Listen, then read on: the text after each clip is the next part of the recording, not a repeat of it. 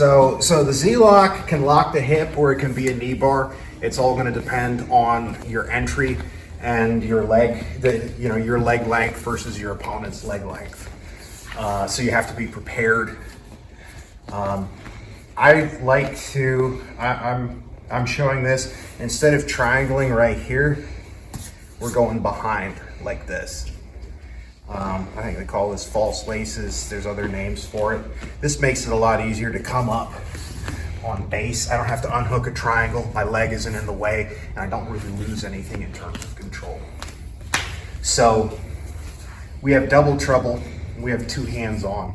What we need to do is basically switch which leg is top and which leg is bottom. So we're keeping tight control on the top leg over here. This hand goes between and we spin it around. Now they've reversed.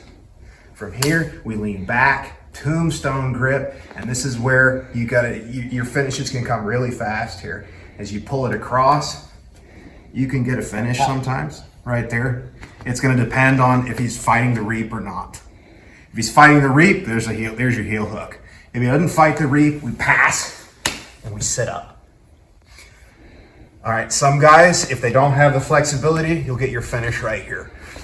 All right, so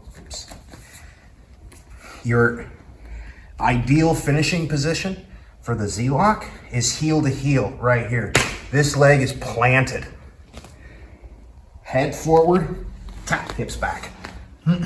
All right, if this is straight, it's gonna be a knee bar.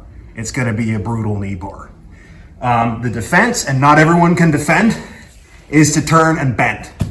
In which case, we're gonna put a little tension on it, head forward, hips back.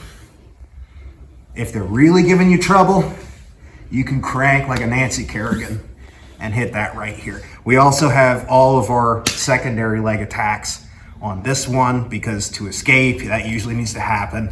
You've got all your you've got Aokis, you've got straight ankles, and all that other fun stuff. So here, false laces, double trouble. Control the top leg, bring it in nice and tight. We don't want these legs getting out. This hand goes between your legs, the legs and your body, comes underneath. Then we go between and wrap. Here to here. Tap.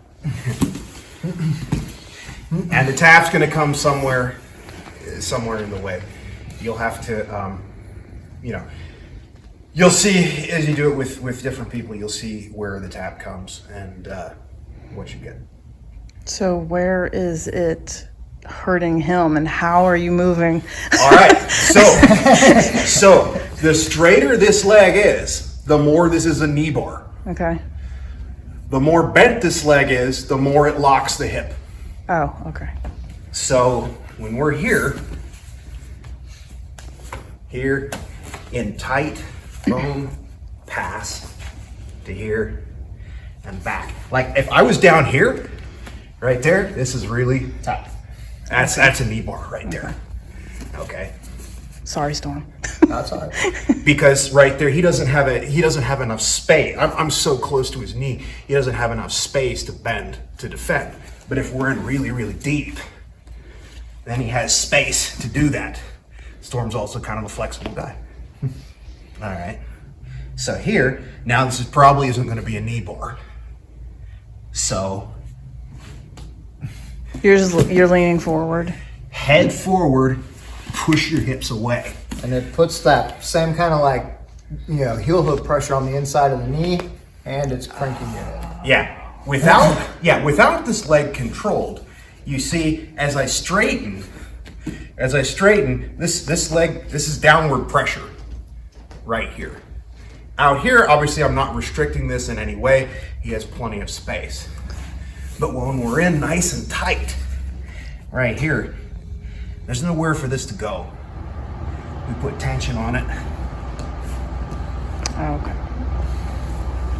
and it just happens. right? You have to recognize that there's multiple submissions, and which one they're going to tap to is going to depend on their leg geometry and yours. So against someone, or if you see you're very close to the knee, you don't have to grab the foot and putting tension on it, because you'd be helping him bend his leg. So you say, oh, yeah, I know what's going on here. Boom, and you're done. Maybe not that hard.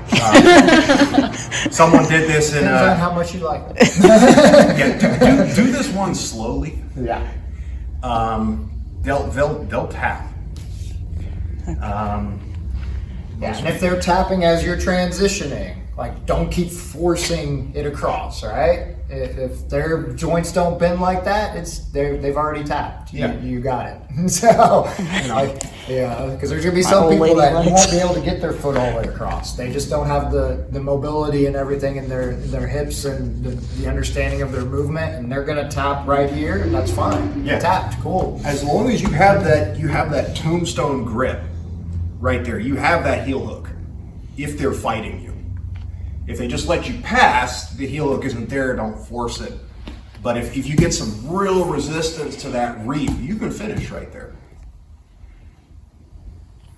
Cool. Let's try it. She's like, 3, 2, we'll 1. find out.